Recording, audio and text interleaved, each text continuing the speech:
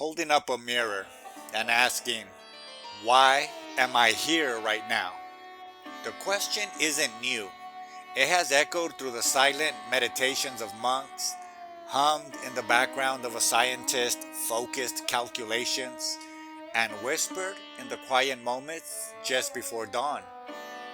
It's the oldest seed there is, planted deep in the consciousness of every creature that walks, swims, flies, or simply is. And I'm not here to answer it for you, even if I could.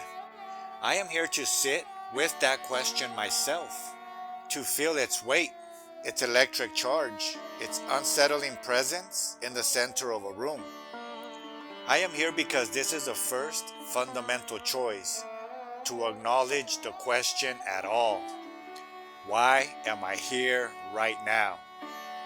To pause the scrolling, the doing, the relentless narration of a day and ask, this is the moment we stop receiving the world as a given and begin to participate in its creation. It is the jarring thing, this sudden presence. Millions of people are doing a million other things, but I am here. This breath in this body with this particular constellation of thoughts and memories and aches and hopes. Why am I here? My honest answer in this moment is I don't know. And that is the most fertile ground of all. I am learning from the old masters, from the quiet unfolding of science, that this not knowing is not a failure. It's not a blank space to be frantically filled. It is a starting pistol for a different kind of race, an inner race toward truth. It is the open palm, the empty cup, the fallow field waiting for a seed. It is the most courageous admission we can make. I do not have the map, but I am willing to stand here in this unmapped territory and see what grows. So I let the question hang. Why am I here?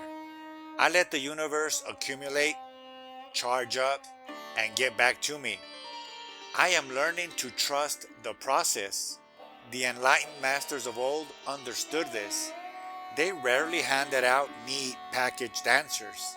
Instead, they planted seeds in plain sight, wrapped in stories and metaphors, knowing the true meaning would unfold in the listener's own time, in the soil of their own unique experience. A parable about a farmer and different soils isn't just an agricultural lesson. It's a mirror held up to the condition of a heart. It is hardened, rocky, tangled, with thorns, or open and soft. The story doesn't yell the answer, it waits. A seed for the moment of personal recognition. This is what I see now. My entire life has been a field where seeds were sown, some by family, some by culture, some by chance, some by my own naive hands. Many of these seeds grew into the stories I tell myself about who I am, what I'm capable of, what the world is. I'm getting nowhere fast. People like me can't expect too much. These are not truth. They are narratives my mind concocted to make sense of fragments, to create a coherent tale from scattered experiences. Neuroscience shows us this, that a part of our brain is a constant narrator, piecing together explanations even from incomplete information, all for the sake of a sensible story. But what if the story is a cage? What if the model of the world I've built no longer fits the expanding sense of what is possible? The mirror is being held up, but by whom? This is the critical pivot. Is a mirror being held in front of me reflecting a curated image from a screen, a societal expectation, someone else's idea of a life? Or am I, however tremblingly, holding the mirror myself Am I brave enough to look not at the reflection of a product, but at the process of the reflector? This is where the work, the conscience gardening begins.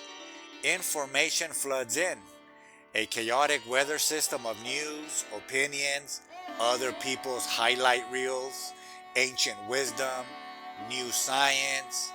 What do I nurture and what do I starve?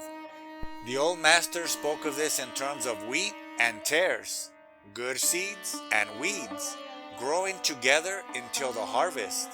They spoke of not planting two kinds of seeds in one vineyard, of the confusion that comes from mixed intentions. It's a powerful metaphor for the inner landscape. We have a choice, moment by moment, about what we click on, what we dwell on, what mental and emotional seeds we water with our attention. Attention is not just focus, it is the very substance of entanglement. What I pay attention to, I become entangled with. Its frequency begins to vibrate in me, so I ask myself, what particles am I consciously choosing to entangle with today? The frantic, divisive energy of a headline, the serene patience of a tree outside my window, the creative pulse of a piece of music, the memory of kindness. This choice is the most fundamental act of creation I perform all day. It requires a ruthless kind of trust, and I am learning that trust must be generated from the inside out. It begins with becoming trustworthy to myself. Does my body trust me to care for it? Does my own mind trust me to guide it with compassion? Or do I let it run wild into fields of anxiety and past regret? I think of the mind as a garden. Left entirely to its own devices, it will grow what it needs for survival. But that may not be what cultivates a life of flourishing for the whole being. Pigweed, a hardy survivor, might sprout, but if I consciously replace it with amaranth or spinach, which are compatible, I work with the garden's vitality and for my own nourishment. It's a collaboration. This is both literal and utterly mystical. It applies to the plot of land outside and the invisible landscape within. What am I growing internally? And if I don't like the crop, what can I replace it with?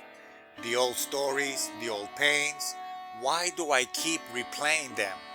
They are water under a bridge that no longer exists. The scientific model of a sun-centered universe replaced the obvious, earth-centered one, because the old model could no longer explain the observed reality. It had to be let go. What internal models am I clinging to that no longer explain the reality of who I am becoming? Even the most painful memories served a purpose. They were the pressure and the heat that transformed raw experience into something else. In my own life, a difficult relationship became the gravity that pulled the rest of my family into a tighter, more reliant orbit. The pain, in a strange alchemy, forged a bond of fierce, chosen love. That energy didn't disappear. It changed form. It was composted from the decay of one story. Nutrients for a stronger, more beautiful connection began to feed the soil. This is a transformation, from caterpillar to butterfly, from tadpole to frog, from inert flower and water to living, rising bread.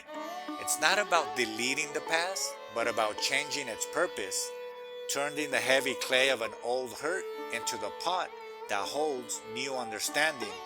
So, I return to the navel, the center, the literal first point of our physical separation and connection.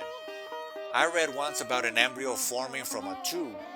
On one end, it takes in nourishment. On the other, it releases. At birth, the cord is severed, and we are left with the belly button, our central point. From there, we grew down into legs, up into torso and arms, out in all directions. We are from our center, a torus field, a dynamic donut-shaped energy like the magnetic field of Mother Earth herself, taking in, transforming, releasing, a constant flow and exchange. This is the information I choose to expand on today. This image of being a centered, flowing field. This is the seed I plant in the freshly acknowledged I don't know. I will water it with my attention, protect it from the weeds of old, limiting stories, and see what unfurls. The mirror is held up. The reflection is not a static picture of a person, but a living process, a garden, a torus, a story in mid-sentence, a model being gently updated. The question, why am I here, was never meant to be answered once. It is meant to be lived. It is the seed, and the journey from seed to sprout, to flower, to harvest, that is the answer, unfolding in real time. I am here to witness that unfold in me. Perhaps in doing so, the reflection of my mirror will offer a glimpse of something you recognize in yourself. Not an instruction, but an invitation. The field is vast, and there is room for countless unique forms of growth.